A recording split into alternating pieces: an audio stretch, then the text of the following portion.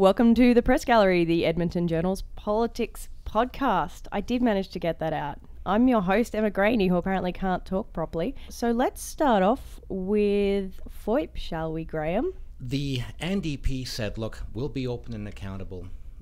The old days of secrecy is done when they got elected.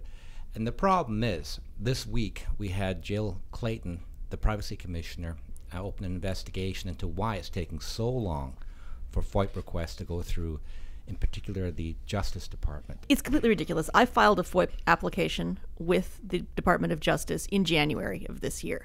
Specifically, I wanted to know information about the number of people who had died in police custody or at the hands of police who were being investigated by the Alberta Serious Incident Response Team. Now, they have 30 days to respond. So I sent in the FOIP thing. Months went by, and I thought, that's funny. They have 30 days and I've heard nothing. So I called them and they said, oh, whoops, sorry, we lost it. So we'll process it now.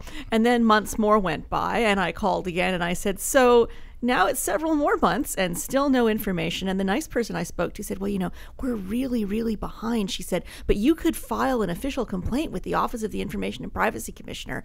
I said, you know what, just process it. So I'm actually not included in the list of complaints because I never filed a complaint. I just waited with the patience of Job until I believe it took 6 months in total for them to respond finally with information which did not actually answer all of the questions that I had asked them. You talk about how they're just like the old PC government, issues like this. It really does get under their skin. But the thing is, they are just like the PC government in certain respects when it comes to getting information out of them. And even when you're looking for a quote from a minister, it takes a day. And I was also asking them to explain why they were asking the Wild Rose to pay $70,000 for one FOIP request. And I put the call in to the government on Wednesday. And on Thursday, I got an email back saying, okay, thank you for your email, Mr. Thompson. When's your deadline for this? I said, yesterday.